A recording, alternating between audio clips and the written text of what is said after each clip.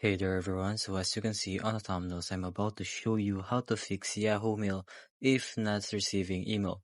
So make it sure to watch it until the end because one of these steps might be exactly what you need. So without further ado, let's get started. Alright, so first of all, open your Yahoo app. Alright, so check spam and trash folders. Sometimes email go to the wrong place. Tap the inbox icon at the bottom to reveal all folders. Check spam, trash, and archive.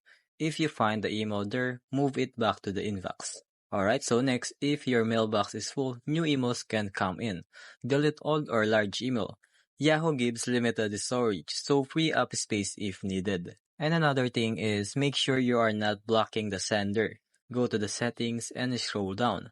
Then find block unwanted sender domains. And see if the sender emails is on your block list. If it is, remove it and save. And another way is to try login from a browser. Sometimes the Yahoo Mail app glitches. Try logging in at mail.yahoo.com to see if the emails appear there. If they do, the issue is with the app, not your account.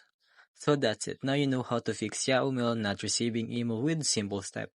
Thanks for watching and see you next time.